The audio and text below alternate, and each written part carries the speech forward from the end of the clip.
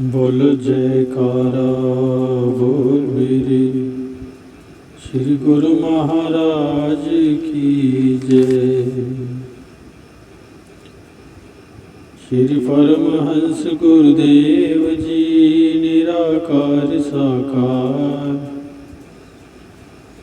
जिनकी पदनक ज्योति से आलोकित संसार। परम पुरुष पूर्ण धनी आनंद घन सुख रूप, सर्वारंभ में पूजिए पावन चरण अनूप। सर्वारंभ में पूजिए पावन चरण अनूप। श्री आरती पूजा सत्संग सेवा सुमिरन और ध्यान, श्रद्धा सहित सेवन करे निश्चय हो कल्याण। श्रद्धा सहित सेवन करे निश्चय हो कल्याण। श्रद्धा सहित श्री आरती पूजन प्रातः सायं करे नित वंदन। शाश्वत आनंद शांति पाए निश्चय सुख में रहे समाये। बड़भागी सत्संग में आए अंश गति सोई सहजे पाए। सत्संगति फल अति शुभ मूला, गुरु नहीं लागे वो शूला। गुरु सेवा अहंकार मिटावे, सेवक पद कोई जन पावे। कर निष्काम भाव दृढ़ सेवा, पाइये चार पदार्थ मेवा। श्वासों की वीणा पर साजे, मधुर नाम की सरगम बाजे। सुरत शब्द के संग मिलावे, आत्म रस को गुरुमुख पावे। आत्म रस को गुरुमुख पावे। सतगुरु के चरणार से जोड़ सुरत की डोर। पल पल ध्यान लगाइए जैसे चंद्र चकोर। पल पल ध्यान लगाइए जैसे चंद्र चकोर।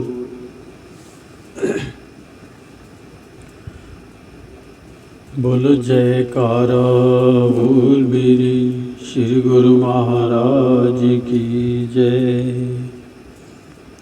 श्री परमहंस अद्वैत मत अमर ज्योति दर्शन सर्वांगीण परमार्थ, बरेली उत्तर प्रदेश। महापुरुष परमार्थ पथ पर चलते हुए जन जन में जागृति उत्पन्न करने के लिए उद्देश्य से हर समय तत्पर रहते हैं। कहीं पर भक्ति से शून्य जीवों को वास्तविक मग दर्शाने के लिए नाम सुमिरन का दीप जलाते हैं।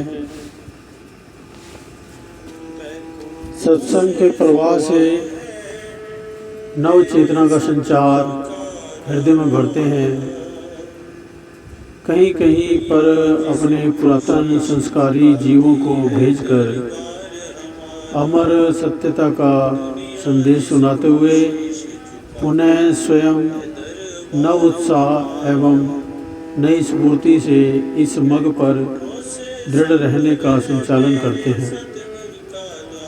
ऐसे दिव्यता के मार्ग में चलते हुए वे सब शाश्वत आनंद, परम सुख एवं शांतिमय जीवन को संसार में व्यतीत करते हुए जीवन सफल कर लेते हैं।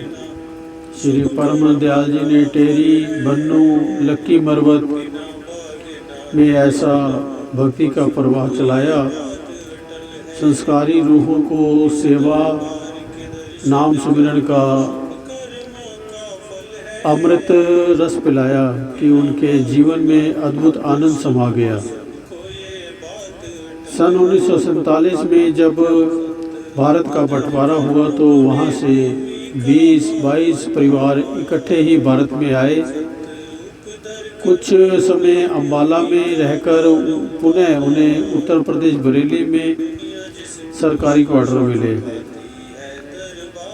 महात्मा अनमोल धर्मानंद जी इन सब के रहबर थे। उन्होंने प्रमुख भक्त ताराचंद जी को कहा कि 2 क्वार्टर सत्संग आश्रम बनाने के लिए अलाट करवा लो। भक्त जी ने शीघ्र ही लकड़ी का सिंहासन बनवाकर श्री सद्गुरुदेव महाराज जी, श्री तृतीय पातशाही जी की श्री मूर्ति विराजमान कर प्रेमी गुरुमुखों के लिए आत्म आनंद पाने और भक्ति रस से जीवन को सरसाने का अति उत्तम साधन पा लिया। एक और जहां पाकिस्तान से आए हुए लोगों की ऐसी स्थिति थी कि व्याकुल, अशांत और परेशान रहकर समय बिता रहे थे, दूसरी ओर जहाँ पर वे ये सब गुरुमुख परिवार मानो हर समय एक अलौकिक सुख और आनंद की अनुभूति करते हुए प्रसन्नता के सागर में झूम रहे थे। बच्चे, बूढ़े, वृद्ध और जवान सभी आश्रम बनाने की सेवा में लगे हुए थे, सांसारिक कार्य व्यवहार को पूरा करते हुए आत्मिक संपदा से मालामाल हो रहे थे। 1 मील की दूरी पर पड़ी पीली पट्टी जो सीमेंट के स्थान पर लगाई जा रही थी, वे पैदल चलकर वहां जाते और उसे उठाकर आश्रम के निर्माण कार्य में प्रयोग में लाते।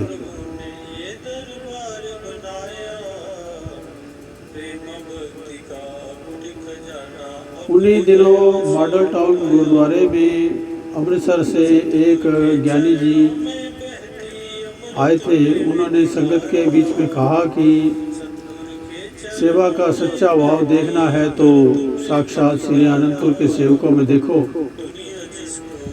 कैसे स्त्री, पुरुष, बच्चे सब सेवा में लगे हुए हैं और अथाह खुशियां पा रहे हैं।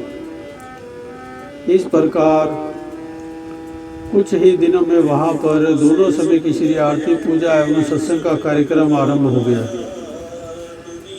जहाँ से जब प्रेमी परिवार श्री अनंतपुर में श्री दर्शन के लिए आने लगे तो श्री सद्गुरुदेव महाराज जी, श्री तृतीय पातशाही जी उनके सेवा भाव, प्रेम और अनन्य दृढ़ विश्वास को देखकर अत्यंत प्रसन्न होते हैं। श्री मुख से ये वचन फरमाते, ये सब पुरानी संस्कारी रूहें हैं जिनका श्री अनंतपुर दरबार से नाता जुड़ा हुआ है, जुड़ गया है। समय पाकर यहाँ पर कुछ एक अन्य महात्माजनों ने भी सत्संग आश्रम बना लिए। महात्मा अनमोल धर्मानंद जी के पश्चात महात्मा सुख सागरानंद जी एवं महात्मा अमर आत्मानंद जी के संरक्षण में सत्संग प्रवाह चलने लगा। श्री सद्गुरुदेव महाराज जी, श्री षष्ठम पातशाही जी साधु वेश में ने 3-4 बार यहाँ पर कृपा की। अन्य महात्माजन अर्थात महात्मा सद्गुरु सेवानंद जी, महात्मा योग प्रकाशानंद जी, महात्मा ध्यान सागरानंद जी आदि किसी कार्यवश यहाँ आते तो इसी आश्रम में ही आकर ठहरते। कुछ समय पाकर यहाँ सत्संगी महात्माजनों ने जनरल सत्संग आरंभ किया। जनरल सत्संग के प्रभाव से काफ़ी संख्या में गुरुमुखों ने यहाँ पर परमार्थ लाभ उठाया। प्रेमी गुरुमुखों ने के मन में आंतरिक रूप से ये इच्छा लगी रहती थी कि श्री सद्गुरुदेव महाराज जी यहाँ पधार कर इस भूमि के भाग्य जगाएं। उस समय की परिस्थितियों के कारण वे श्री चरणों में विनय न कर पाते। आज वह सुदुर्लभ अवसर और हार्दिक अभिलाषा को पूर्ण करने वाला शुभ दिन आ गया जब महात्मा अमर आत्मानंद जी श्री संतनगर से खुशखबरी लेकर बरेली पहुँचे। उन्होंने हर्षोल्लास से सुनाया कि हमारे प्राण प्यारे हृदय सम्राट महाप्रभु जी श्री सदगुरुदेव दाता दीनदयाल जी श्री पंचम पातशाह जी 7 मार्च को बरेली में कृपा फरमा रहे हैं। उस समय महात्मा आत्म दर्शनानंद जी का एक आश्रम बरेली में था और संयोगवश महात्मा विचार अखंडानंद जी और महात्मा शव संतोषानंद जी भी किसी कार्यवश यहाँ पर आए हुए थे। सब ने मिलकर महाप्रभु जी के स्वागत हेतु सुव्यवस्था करने के लिए सहयोग दिया। शाहदाना कॉलोनी आश्रम से लगभग आधा किलोमीटर की दूरी पर बहुत बड़ा मैदान खाली था। उस पर लगभग 100 टेंट लगाकर श्री दर्शनों के लिए विशाल पंडाल तैयार किया गया। एक और ऊंचा सिंहासन बनाया गया। उस मैदान के पास ही एक प्रेमी भक्त ने अपने मकान को खाली कर श्री प्रभु जी के निवास के लिए स्थान बनाया। 7 मार्च सन 1976 को श्री सदगुरुदेव महाराज जी ने यहाँ कृपा फरमाई। एक पिकअप में महाप्रभु जी के निजी सेवादार, संत मंडली एवं कुछ भगत जन भी साथ थे। हर्षोल्लास सहित दिल की गहराइयों से उठता हुआ जयकारों का निनाद धरती अंबर को गुंजायमान करता हुआ प्रेमी गुरुमुखों के तराने सुना रहा था। आपके मनोहारी तेजों में स्वरूप को निहारने के लिए सबके दिल में प्रेम का समुद्र ठाठे मार रहा था। आपने मधुर मुस्कान बिखेरते हुए एक ही दृष्टि में सबको तृप्त कर दिया। आशीर्वाद देकर अपने कमरे में पहुंच गए। श्री सदगुरुदेव जी महाराज जी के पावन श्री दर्शन रात्रि 9 बजे खुले। श्री वचन हुए, कुदरत ने इस जीव को मानस देही प्रदान की है। यह एक बड़ी नेमत है, नायाब मोती है। जब जीव के बहुत ही पुण्य कर्म जागते हैं, कई जन्मों की कमाई जागृत होती है, तब इसको मनुष्य देही की प्राप्ति होती है। इतनी अमूल्य और कीमती वस्तु को पाकर इससे पूरा लाभ उठाना या काम लेना, ये मनुष्य जन्म का अपना धर्म हो जाता है, क्योंकि उसको बड़े कठिन परिश्रम और बड़ी याचना के बाद ऐसी एक चीज प्राप्त हुई है जो बार बार इंसान को नहीं मिलती। इसलिए महापुरुष इसके प्रति बार बार चेतावनी देते हैं कि दुर्लभ जन्म को पाकर बंदे मन में जरा विचार कर कोड़ी बदले हीरे जन्म को यूं ही ना बर्बाद कर। इस दुर्लभ मानव को तन को पाकर इससे दुर्लभ वस्तु कमा, इसे असत्य और नश्वर पदार्थों को एकत्र करने में ना गवा। जैसे कहते हैं कि लाल व हीरे की परख जोहरी को होती है, हर एक इंसान ये नहीं जान सकता कि हीरा सच्चा है या झूठा। लाखों रुपए का हीरा होता है, आम आदमी को इसकी समझ नहीं होती। कोई नकली हीरे पर भी खुश हो जाता है। जब तक वह जौहरी की संगत में नहीं कर लेता तब तक वह इसकी कीमत नहीं जान सकता। इसी तरह मनुष्य जन्म की कदर कीमत को केवल महापुरुष ही बतला सकते हैं कि ये कितना कीमती है। आम दुनिया इसे नहीं समझती। बड़े बड़े बुजुर्ग आदमी कहते हैं कि कोड़ी बदले इस हीरे जन्म को ना बर्बाद करो। उन्होंने हीरे की एक ही मिसाल दी है। कहते हैं कि हीरा सबसे कीमती होता है। हीरा भी इस मनुष्य देही का मुकाबला नहीं कर सकता। फिर तुच्छ चीज़ों के बदले हीरे जन्म को विषय विकारों में, व्यर्थ कामों में बर्बाद ना करो, क्योंकि ये दोबारा मिलने वाला नहीं है।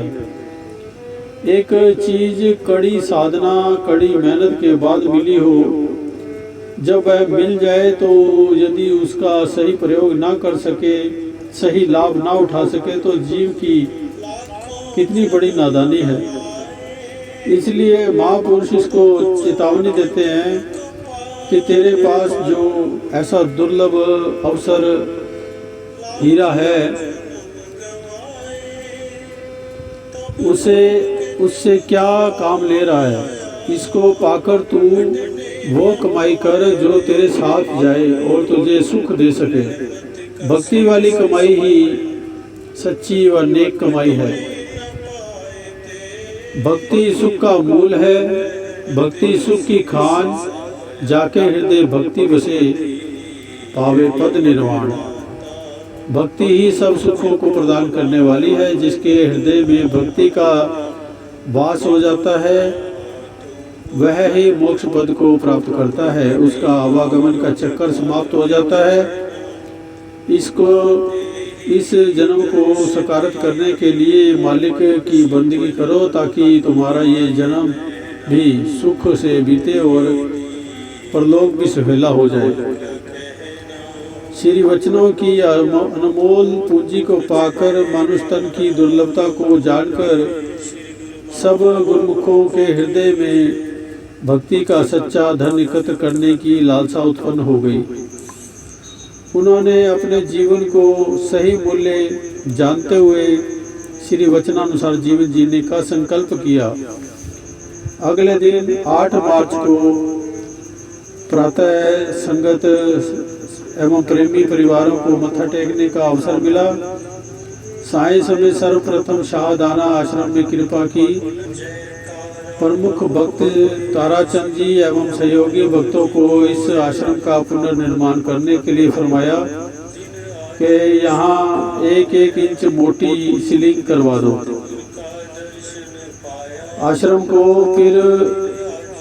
को बहुत ही सादे ढंग से बना देखकर महाप्रभु जी अत्यंत प्रसन्न हुए और हर कोने में चरण स्पर्श किए। इसके पश्चात बरेली में ही श्री परमहंस अद्वैत मत के बने हुए अन्य स्थानों को कृतार्थ कर आप वापस उसी स्थान पर आ गए। 9 मार्च प्रातः 4 बजे श्री सद्गुरुदेव महाराज जी श्री कार में विराजमान हुए। बरेली से बदायूं होकर श्री संतनगर जाना था। श्री कार के साथ साथ पिकअप भी चल रही थी। राम गंगा के पुल को पार करके श्री प्रभु जी श्री कार से उतरकर श्री चरणों से चलने लगे। पीछे भक्त महात्मा भी पैदल चलने लगे। मार्ग में जा रहे थे। लोग इस दिव्य अनुपम छटा को निहारते हुए खड़े हो जाते। भक्तिवान एवं संस्कारी कई वृद्ध जनों ने यह अनुभव किया कि जैसे सूर्य के तेज में भक्त महात्मा जन अति सुंदर दिव्य स्वरूप धारण किए हुए संग संग जा रहे हैं।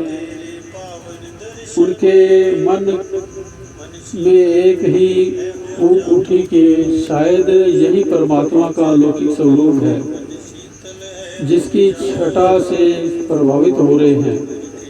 बदायूं पहुंचने से पहले मार्ग में सड़क के दोनों ओर फसल लगे खेत लहलहा रहे थे। एक खेत में ट्यूबवेल चल रहा था। आपने श्री कार वहीं रुकवाई और मौजवश संग आए महात्मा जनों को स्नान करने के लिए आज्ञा दी और स्वयं एक किनारे पर खड़े होकर दिव्य मुस्कुराहट का आलोक फैलाने लगे।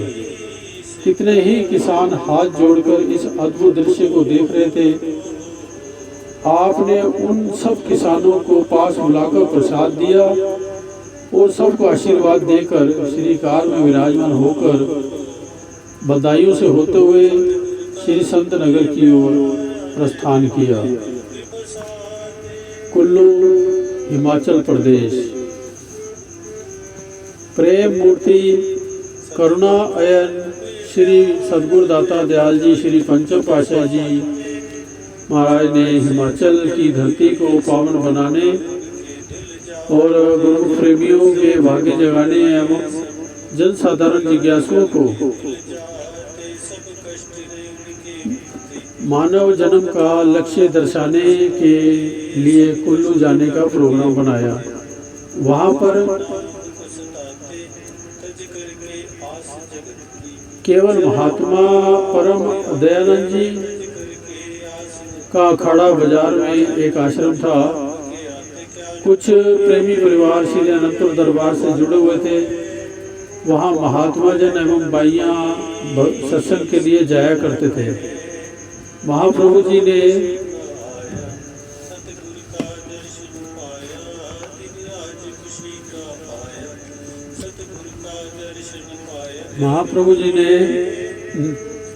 अपने तथा निजी सेवकों के रहने की सुव्यवस्था एवं संगतों के सत्संग के स्थान के लिए सुचारू प्रबंध करवाने के लिए महात्मा अमर आत्मानंद जी को कुल्लू भेजा। महात्मा जी ने वहां जाकर कुछ प्रमुख भक्तों के साथ मिलकर स्थान ढूंढना आरंभ किया। बहुत ढूंढने पर भी कोई उपयुक्त स्थान न मिल सका। पुनः विदित हुआ कि यहाँ पर एक रिटायर्ड कर्नल ने 3 मंजिल नए होटल का निर्माण किया है, जो अभी खाली पड़ा है क्योंकि होटल का कार्य अभी आरंभ नहीं हुआ था। महात्मा जी उनके पास गए। पहले तो उन्होंने नवनिर्मित इस आश्रम को देने के लिए आनाकानी की, परंतु महात्मा जी ने उसे बतलाया कि हमारे गुरुदेव यहाँ पधार रहे हैं और वे केवल 3-4 दिन के लिए ही कृपा फरमाएंगे। उसके पश्चात तुरंत ही हम इस स्थान को खाली कर देंगे। वह प्रेमी तो नहीं था, अतः सोचने लगा कि कोई प्रतिष्ठित सम्माननीय पुरुष होंगे जिनके लिए ये आग्रह करें। पुनः कुछ विचार कर उसने कहा कि मेरी एक शर्त है कि यहाँ पर आप कोई भी सजावट आदि नहीं करेंगे और ना ही दीवारों पर कोई कील लगाएंगे। महात्मा जी ने भक्तों के साथ परामर्श कर उस होटल को ले लिया और वहाँ पर श्री गुरु महाराज जी के श्री दर्शन एवं आराम के लिए पलंग आदि का सब प्रबंध कर दिया। संगतों के आवास स्थान और लंगर की भी सारी व्यवस्था उसी होटल में कर दी। 11 मई सन 1991 को आप निजी सेवादारों सहित बम्बई से भुंतर हिमाचल प्रदेश एयरपोर्ट पर पहुंचे। प्रेमी भक्तों ने गुलदस्ते हार भेंट किए। कुल्लू निवासी प्रेमी भक्तों ने अपने प्रेम का अद्भुत स्वरूप प्रस्तुत किया। पहाड़ी बालाएं पहाड़ी वेशभूषा में खुशियों में मंगल अभिनंदन गाती हुई नृत्य करने लगी। उस समय का दृश्य ऐसा था कि जैसे चकोरों का चांद से मिलन हो रहा हो और चांद अपनी मधुमयी दृष्टि से उनकी तृषा बुझाने में व्यस्त हो। मंद मंद मुस्कुराते हुए अलौकिक छटा बिखेरते हुए महाप्रभु जी ने सब पर एक कृपा दृष्टि डालकर फरमाया कि ये भी संस्कारी रूहें हैं। पुनः आप श्री कार में विराजमान हो गए। आगे आगे श्री सदगुरुदेव महाराज जी की कार और पीछे पीछे प्रेमी भक्तों की कारें होटल तक पहुंच गई। आप अंदर जाकर विराजमान हो गए। श्री सदगुरुदेव महाराज जी के श्री दर्शन के लिए कुछ एक प्रेमी परिवार तथा भाई परम पुनीतानंद जी के सुंदर नगर से कुछ भक्त यहाँ पहुँचे हुए थे। अभी कई संगतें यहाँ पर साय समय तक पहुँचने के लिए तैयार हो रही थी कि एकदम पूर्व प्रधानमंत्री श्री राजीव गांधी के निधन का समाचार प्रसारित हो गया।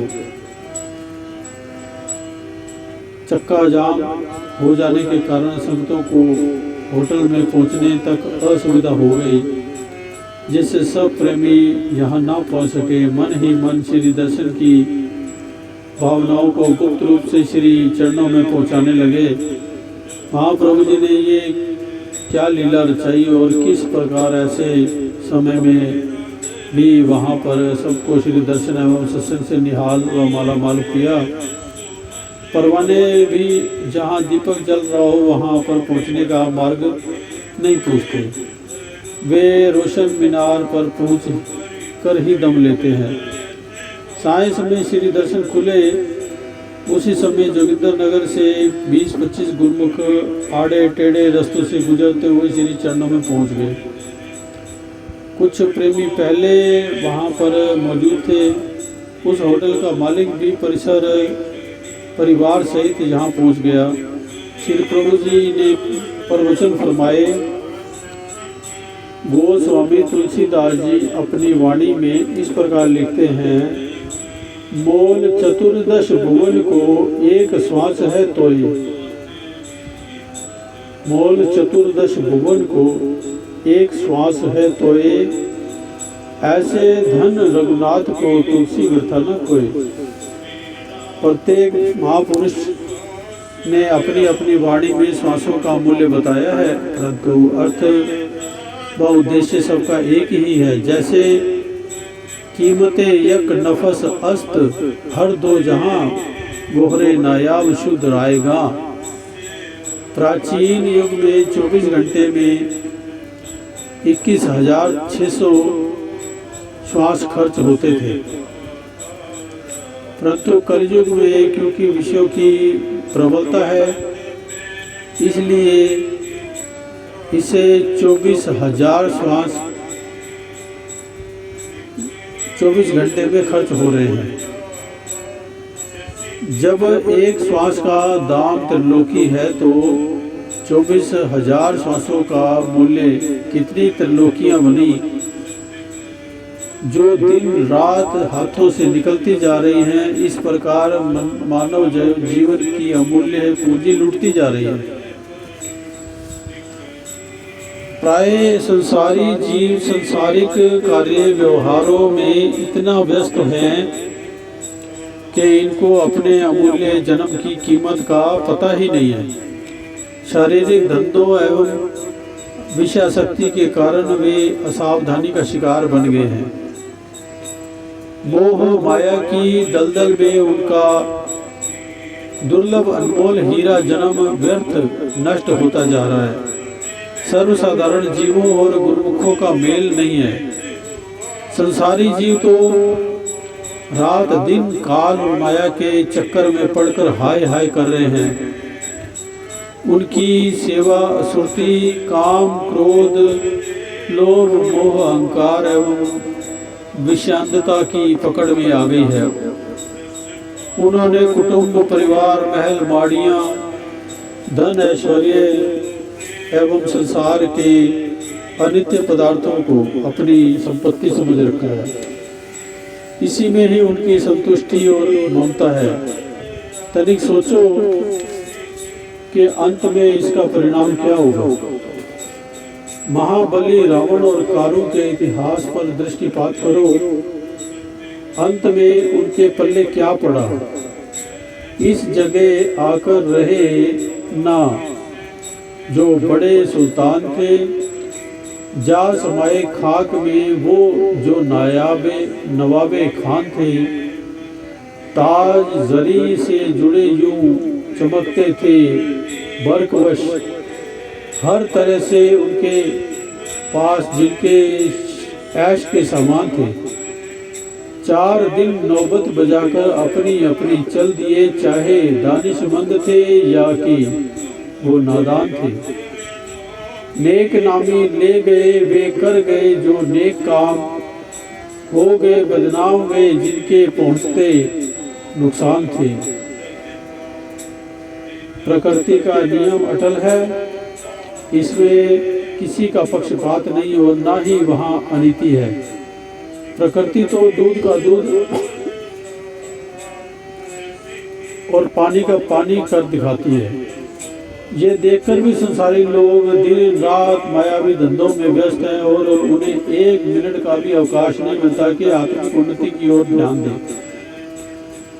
भक्तों की दशा इससे बिल्कुल भिन्न होती है। उनके लिए ना दिन उनके लिए तो दिन और रात दोनों ही कमाई करने के एक दूसरे से बढ़कर उपकरण हैं, क्योंकि केवल शरीर को गौण रखकर वे इसके निमित्त आसक्त ना होकर मात्र निर्वाह हेतु ही इसे समय देते हैं, शेष अपनी आत्मिक उन्नति की ओर लगे रहते हैं।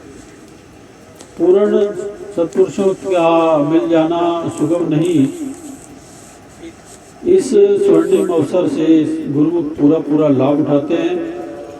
मायाधारी संसारी गुरुमुख गुरु भक्ति के नियमों के परायण नहीं होते।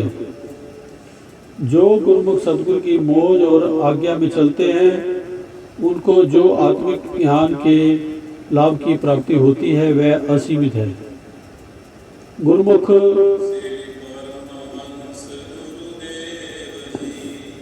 गुरुमुख दृढ़ता से भक्ति पथ पर पांव रखते हैं। वे दृढ़ मन से सत्पुरुषों के वचन पर आचरण करते हैं, क्योंकि यही जीवन का वास्तविक ध्येय है।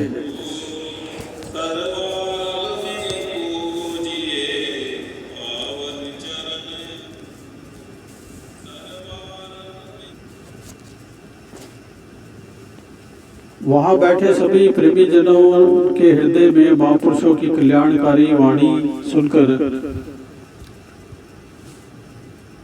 ज्ञान दीप जगमगा उठे। देदीप्यमान महातेजस्वी मुखमंडल पर अलौकिक प्रभा से प्रत्येक हृदय में असीमित आनंद एवं सुख की अनुभूति हुई। श्री प्रभु जी की समीपता और रूहानी लाभ को प्राप्त पाकर सब आभार प्रकट करने लगे। किसी ने भी नहीं कि प्रभु, अनेक जन्मों के पुण्य संस्कारों की प्रतीक्षा के पश्चात भी श्री चरणों की इतनी समीपता नहीं मिल सकती जितनी आज आपने हमें प्रदान की है।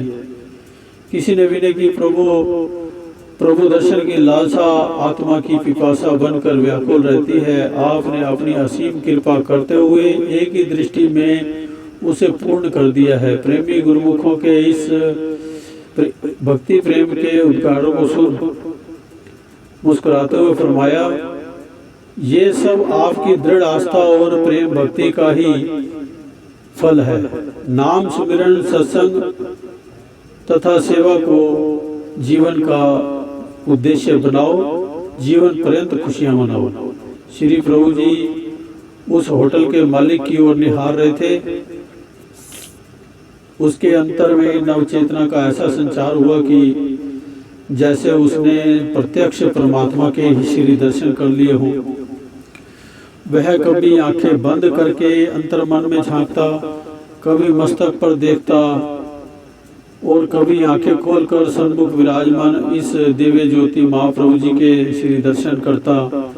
आत्म जागृति उसे इस श्री दर्शन एवं सत्संग में प्राप्त हो चुकी थी।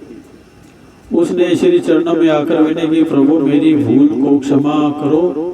मैंने तो समझा था कि किसी प्रतिष्ठित सम्मानीय व्यक्ति के लिए मुझसे जगह मांग रहे हैं। आपके करुणामयी एवं विशाल हृदय ने हम अज्ञानी जीवों पर ऐसी अमृत वृष्टि करके एक क्षण में ही हमारे अंतर्मानस को आलोकित कर दिया है। ये कार्य कठिन ही नहीं, असंभव है। सचमुच आप भगवान हैं और निष्काम भाव से सबको जीवन जीने की कला सिखाते हैं। आपकी महान अनुकंपा का आभारी हूँ भगवान। मैंने इन सेवकों को दीवार पर कील ठोकने एवं सजावट करने से मना कर दिया था। अब ऐसे दिव्य नज़ारे को पाकर दिल चाहता है कि मैं अपने हाथों से अच्छी तरह से सजावट करूं। उसकी विनय पर महाप्रभु जी ने परिवार को नाम दीक्षा दी और उस होटल का नाम निज मुख से शांति कुंज फरमाया। बोलो जयकारा बोल मेरे श्री गुरु महाराज की जय। श्री सदगुरुदेव महाराज जी 22 मई को प्रातः महात्मा परम दयानंद जी के आश्रम पर पधारे। वहाँ पर मनाली के 2 भक्त और बुद्धर के दूर से दूर व नजदीक के गुरुमुख प्रेमी आए हुए थे। उबड़ खाबड़ पत्थरों पर रेत बिछाकर महात्मा जी ने उसे समतल करवाया हुआ था और सीढ़ियों की ऊंचाई 1 फुट से अधिक थी। 15 सीढ़ियां चढ़ने के पश्चात पहली मंजिल पर शांति भवन बना हुआ था। उसके एक ओर फूलों की क्यारियां तथा एक और चढ़ाई चढ़ते हुए दूसरी मंजिल तक पहुंचने के लिए टेढ़ी मेढ़ी सड़क बनी थी। वहां पर श्री परमहंस अद्वैत मत मंदिर और साथ में 2 कमरे बने हुए थे। उसकी ऊंचाई में फूलों की क्यारियों के ऊपर की ओर सेबों के पेड़ लगे हुए थे, एप्पल के पेड़ लगे हुए थे। इससे ऊपर काफी ऊंचाई पर तीसरी मंजिल पर एक ही कमरा बना हुआ था। एक भगत जी ने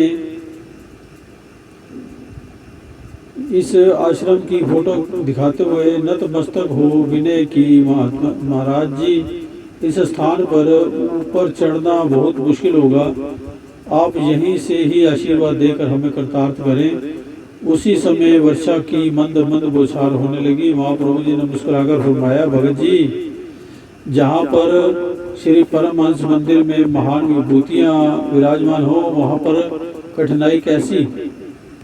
डग डग पग पग धरती पुकारे, डग डग पग पग धरती पुकारे, कुदरत में जो भरे थे नजारे, महापुरुषों दर दामन पसारे, चरण स्पर्श को तरसे सारे। महापुरुष भी एक नियम में बंधे होते हैं, धरती की पुकार ही उन्हें अपने पास खींच कर ले आती है। गुरुमुख प्रेमियों का बसेरा बनकर, प्रेमा भक्ति की शक्ति बनकर सदा सर्वदा सत्पुरुषों के पावन चरण स्पर्श हेतु चरण से ही ये सौभाग्यवती बनती है। श्री सद्गुरुदेव महाराज जी ने प्रथम सीढ़ी को श्री चरणों से पवित्र किया। दोनों ओर महात्मा जन कर कमलों को थामे हुए थे। मुखमंडल पर बौछार की बूंदें मोतियों की तरह चमक रही थी। महाप्रभु जी दोनों कर कमलों से नीचे खड़े हुए गुरुमुख प्रेमियों को आशीर्वाद देते और अपना मुखारबिंद पहुँच लेते। इस प्रकार एक सीढ़ी चढ़ते हुए एक सीढ़ी चढ़ते हुए सब सीढ़ियों को पार किया। पीछे से अन्य गुरुमुख भी ऊपर चढ़ते गए। श्री वस्त्र थोड़े भीग चुके थे, परंतु दिव्य मुस्कान और मधुर वाणी में फरमाया, देखो ऐसा आनंद कभी पाया है। और शांति भवन में पहुंच गए। वहां पर सबको 15 मिनट के लिए मौन ध्यान में बिठाया। सचमुच ही सामने श्री दर्शन और मंद मंद समीर से मानो सुरती भी शब्द में लय होकर आनंदित हो रही थी। महाप्रभु जी ने 15 मिनट बाद फरमाया, जब भी जिस समय महापुरुषों की नजदीकी मिले भजन सुमिरन ध्यान में सुरती लगाना है, ऐसे मूल्यवान समय से लाभ उठाना है। यही आत्मिक आनंद और मानसिक खुशी पाने का श्रेष्ठतम साधन है। इसी में ही मानव जीवन की सफलता है। इसके पश्चात श्री सद्गुरुदेव महाराज जी थोड़ा ऊपर पत्थरों की पर चढ़ाई करके रास्ते चढ़ते हुए दूसरी मंजिल पर पहुंचे। श्री परमहंस अद्वैत मंदिर में मत्था टेका और वहीं पर विराजमान होकर साथ में आए हुए कुछ प्रेमी गुरुमुखों को श्री दर्शन देकर सत्संग प्रवचनों से कृतार्थ किया।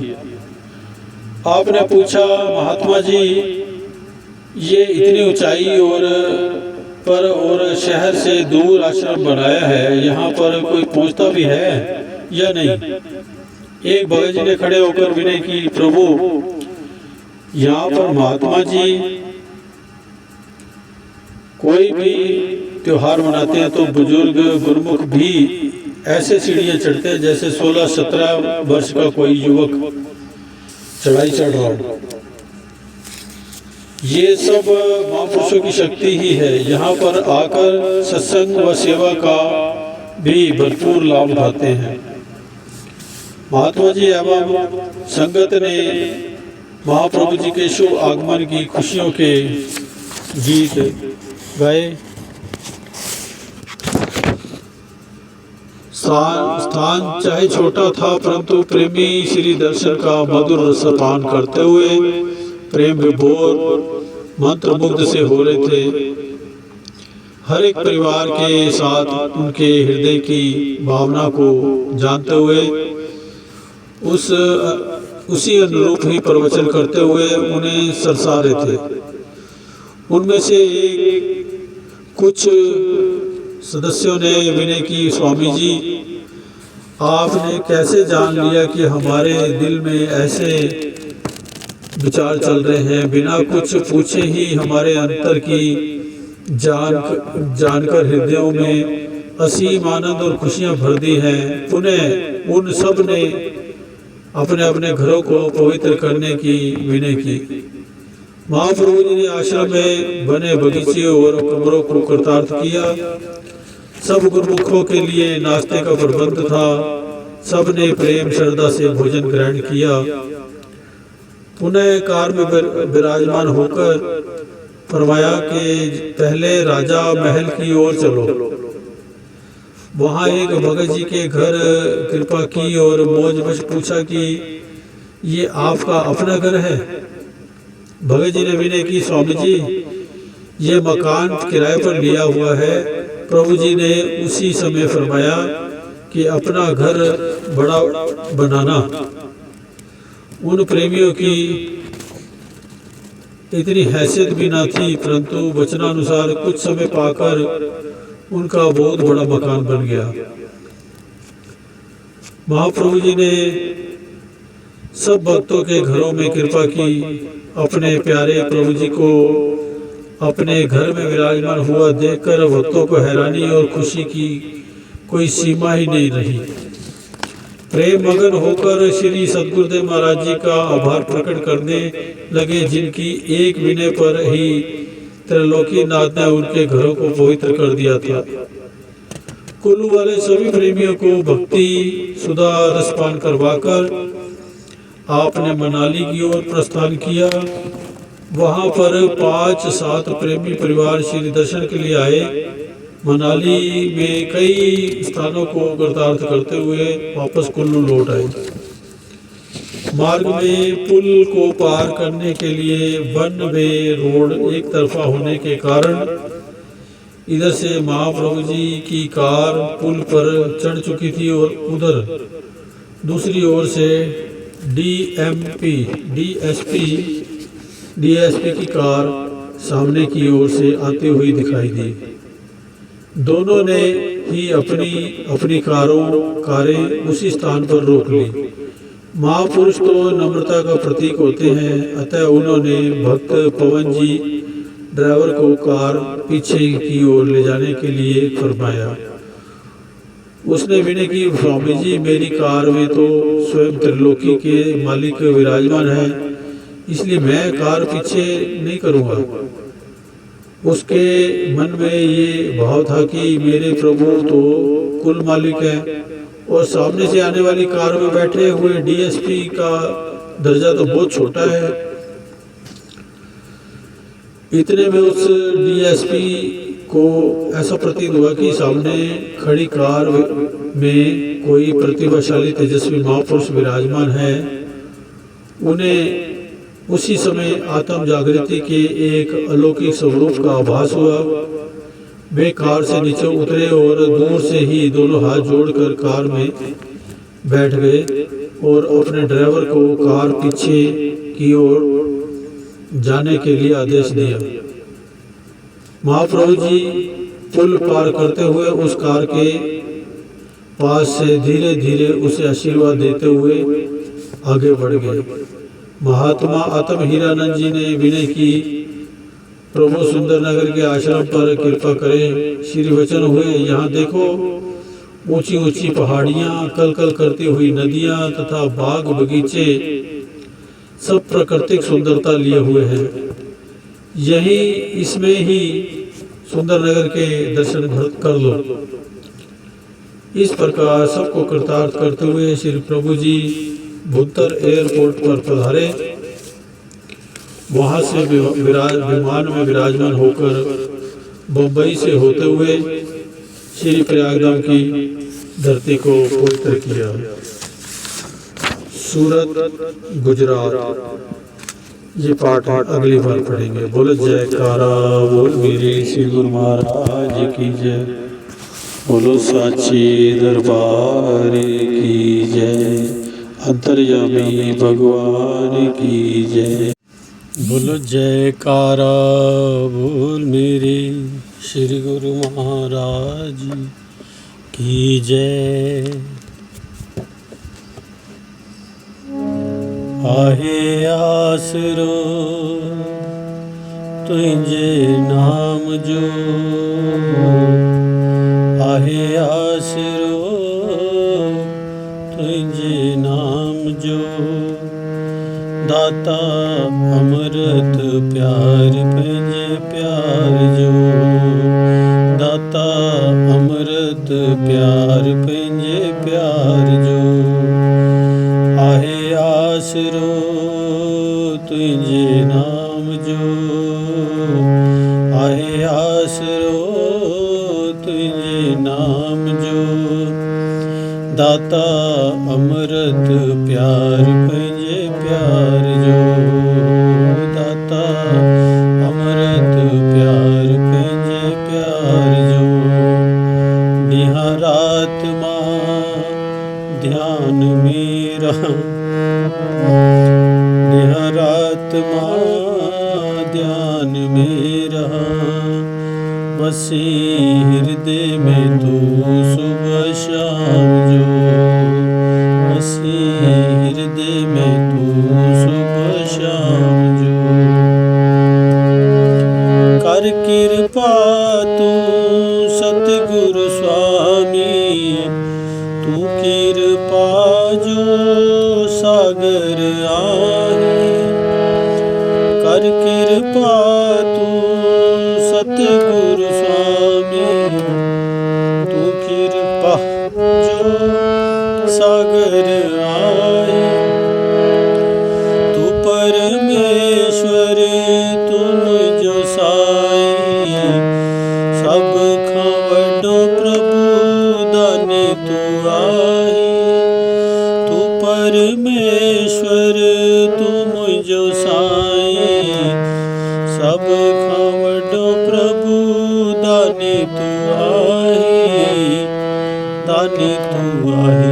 आहे आसरो तुझे नाम जो, दाता अमृत प्यार पंहिंजे प्यार जो, दाता अमृत प्यार पंहिंजे प्यार जो। निहारात मां ध्यान मेरा, निहारात मां ध्यान मेरा, बसी हृदय में तू सुबह शाम जो।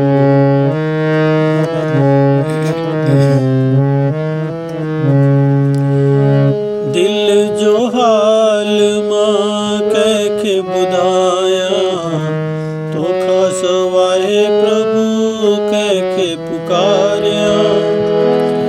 दिल जो हाल मां कैखे बुधाया, तो खास वाहे प्रभु कैखे पुकारिया। प्रीत जो नातो तो संग जोरिया, जन्म सफल मां पंहिंजो बणाया, पंहिंजो बणाया। आहे आसरो तुझे नाम जो, आहे आसरो तुझे नाम जो, दाता अमृत प्यार पंहिंजे प्यार जो, दाता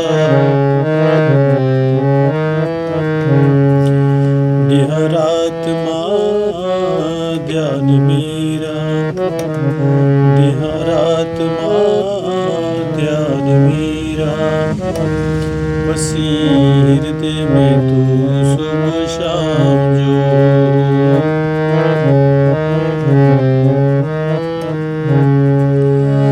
चरणन जो तू नींद सहारो, तुझे हवाले आहे जीवन सारो।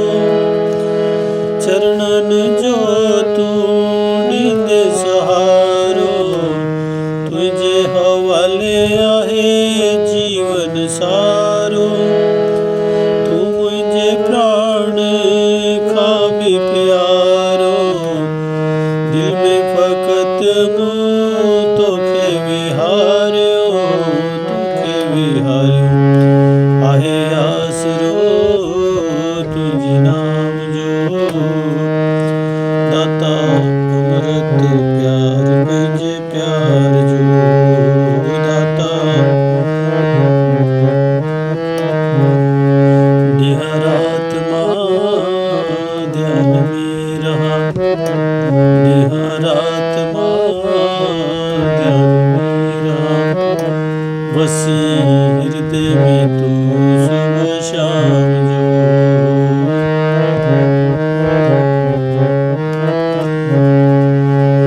सत्संग सची राह ॾेखारे, आरती अवज अभिमान उतारे। सत्संग सची राह ॾेखारे, आरती अवज अभिमान उतारे।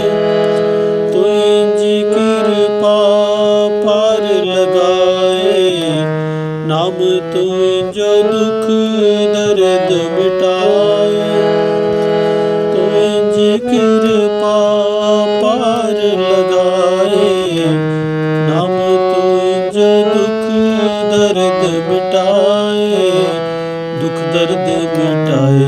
आहे आसरो तुझे नाम जो, आहे आसरो तुझे नाम जो।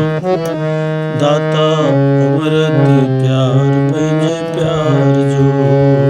दाता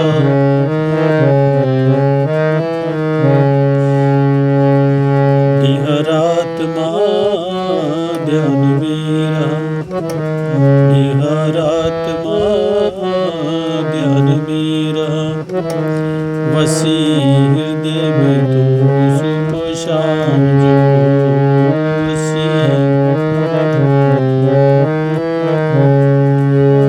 दासन दास जो अर्ज यो ही, नाम रंग में रंग मुंहिंजी चोली। दासन दास जो अर्ज यो ही, नाम रंग में रंग मुंहिंजी चोली। तुझो नाम ध्याए सतगुरु स्वामी, सफल बनाया पंहिंजी जिंदगी। तुझो नाम ध्याए सतगुरु स्वामी, सफल बनाया पंहिंजी जिंदगी, पंहिंजी जिंदगी। आहे आसरो तुझे नाम जो, आहे आसरो तुझे नाम जो। दाता अमृत प्यार पंहिंजे प्यार जो। दाता अमृत प्यार पंहिंजे प्यार जो। ॾींहं रात मां ध्यान में रहां, ॾींहं रात मां ध्यान में रहां। वसी हृदय में तू सुबह शाम जो। वसी हृदय में तू सुबह शाम जो। वसी हृदय में तू सुबह शाम जो। बोल जयकारा बोल मेरे श्री गुरु महाराज की जय। बोलो साचे दरबार की जय।